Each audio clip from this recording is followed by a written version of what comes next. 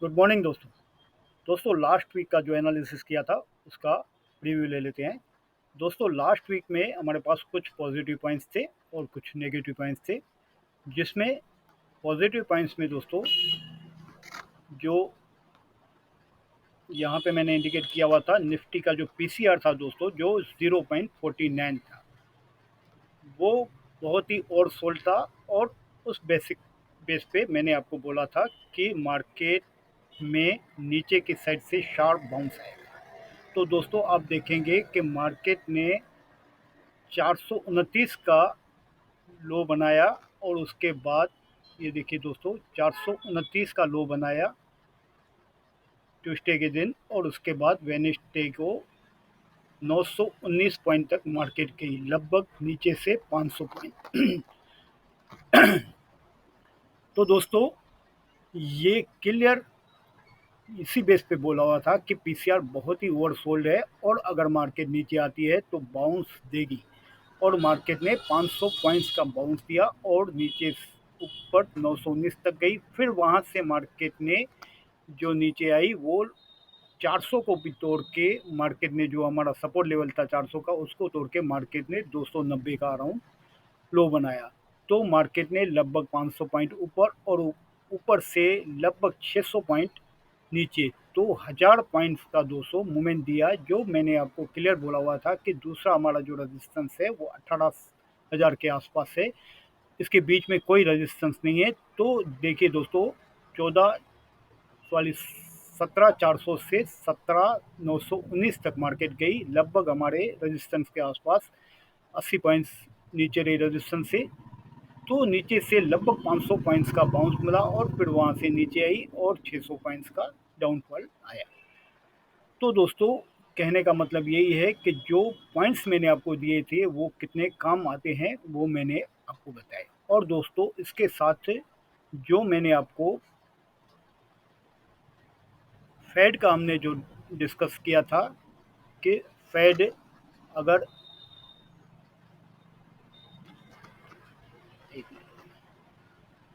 75 basic point से rate hike करता है तो मार्केट ऊपर जाएगी। लेकिन दोस्तों उसके साथ फेड के चेयरमैन ने बहुत ही हॉकिश स्टेटमेंट दिया।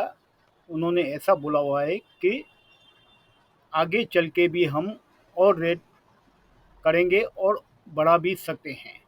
और उन्होंने कुछ डेडलाइन नहीं दी है रेट हाइक होने की। तो ये सब अनसर्टेनिटी मार्केट को हमेशा पैनिक देती है और उसी वजह से मार्केट ने जो क्रिटिकल लेवल था 17,400 का, उसको भी ब्रेक करके अभी 17,290 तक मार्केट नीचे आई और उसके बाद थोड़ा बाउंस दिया। तो ये जो हमारा व्यू था 75 बेसिक पॉइंट्स के हिसाब से, वो मार्केट इंटरेस्ट है तो फेड ने इतना ही डिक्लेयर किया, लेकिन उसके साथ बहुत ही हॉकिश स्टेटमेंट दिया है जो मैं आपको आगे चल के मैं आपको विस्तार से बताऊंगा। तो ये था लास्ट वीक का व्यू। मेरे हिसाब से किसी ने भी अगर किया होगा हमारे एनालिसिस के हिसाब से तो मिनिमम उसको 700 से 800 पॉइंट्स तो मिनिमम मिल सकते थे। अगर उसका किसी ने 50% भी लाभ लिया होगा तो 400 पॉइंट्स मिनिमम उसको प्रॉफिट हो सकता था। प्रीव्यू लेने का यही मतलब है कि हमारा जो एनालिसिस किया हुआ था वो सही गया कि नहीं। तो ये था लास्ट वीक का प्रीव्यू। अभी हम डिस्कस करेंगे अगले वीक की एनालिसिस के बारे में। तो दोस्तों अगले वीक के एनालिसिस में हमारे पास कुछ पॉजिटिव पॉइंट्स है और कुछ नेगेटिव पॉइंट्स है।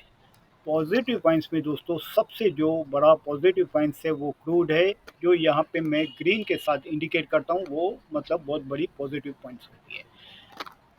क्रूड 86 तक आया है, ये बहुत ही बड़ी पॉजिटिव पॉइंट्स है। अगर 80 तक आ जाता है तो वो बहुत ही बड़ा पॉजिटिव पॉइंट्स है, क्योंकि इंडिया मैक्सिमम इंपोर्टर है क्रूड का और मैक्सिमम हमारा जो फॉरेक्स बिल जाता है वो क्रूड में जाता है। तो ये सबसे बड़ा पॉइंट्स है जो पॉजिटिव पॉइंट्स है आज की तारीख में। और इसके बाद जो पीसीआर है वो भी ओवरसोल्ड के नज़दीक है। ओवरसोल्ड नहीं बोल सकते, 0.5 के नीचे नहीं है लेकिन नज़दीक है। तो ये दो पॉजिटिव पॉइंट्स है बड़े।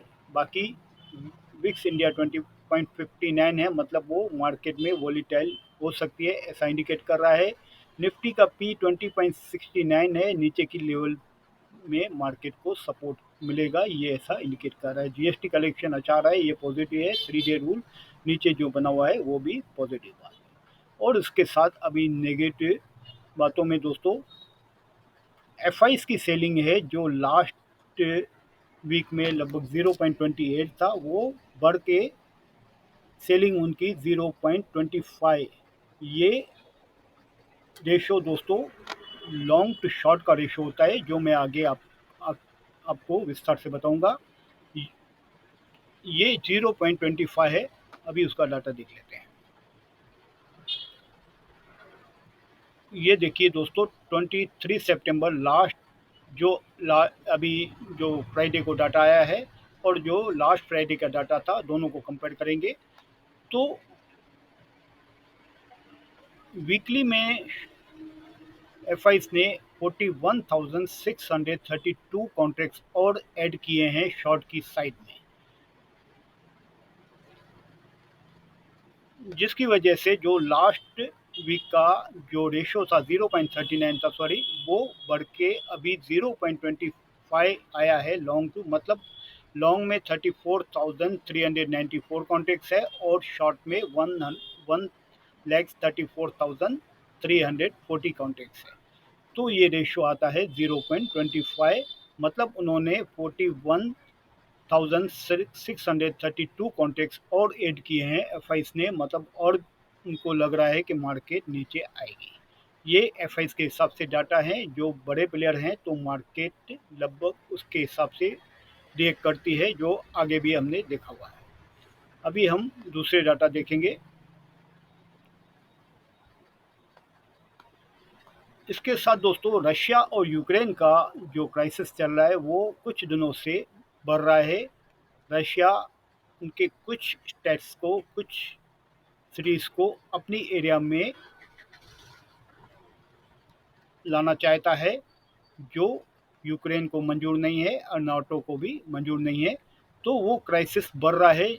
अभी आगे जाके देखते हैं कि वो कितना बढ़ता है। अगर वो जोर से बढ़ता है तो फिर इंडिया में भी उसका इफेक्ट पड़ेगा, भले हल्का इफेक्ट पड़ेगा लेकिन उसका थोड़ा बहुत इफेक्ट पड़ेगा। और उसके साथ उसने एक वार्निंग भी दी है कि मैं अगर ज़रूरत पड़ी तो मैं न्यूक्लियर वेपन्स भी यूज़ करूँगा। तो ये कुछ बातें नेगेटिव है जो ध्यान में रखने की है। और साथ में इन्फ्लेशन हाई लेवल पे है, मार्केट गैप्स के साथ ऊपर गई हुई है, ये सब नेगेटिव बातें हैं। और मार्केट की अभी तक की जो रैली है 2100 पॉइंट्स की हो चुकी है। अभी आगे जो इवेंट्स है ये मैंने आपके साथ डिस्कस किया। जो लास्ट फेड मीटिंग में रेट इंटरेस्ट हाइक किया था वो 75 बेसिक पॉइंट्स के साथ किया, लेकिन हॉकिश स्टेटमेंट दिया हुआ है चेयरमैन की तरफ से, जो मार्केट को मंजूर नहीं है। उसकी वजह से ही ग्लोबली मार्केट नीचे आ रही है, उसके हिसाब से हमारी मार्केट भी नीचे आ रही है। अभी हमारी जो आरबीआई की पॉलिसी है वो 28 सितंबर को है। Expected rate hike 0.50 basic points है। अगर उससे ऊपर आरबीआई करता है तो फिर मार्केट और नीचे जाएगी, लेकिन मुझे नहीं लगता है कि 50 बेसिक पॉइंट्स से ऊपर हाइक होंगे, क्योंकि इंडिया की कंडीशन के हिसाब से वो मैक्सिमम है 0.50 बेसिक पॉइंट्स, उससे जास्ती आने का चांसेस न के बराबर है। सपोर्ट और रेजिस्टेंस देखेंगे तो फर्स्ट जो हमें रेजिस्टेंस अभी दिखाई दे रहा है वो 17,400 से लेकर 450 पॉइंट्स का।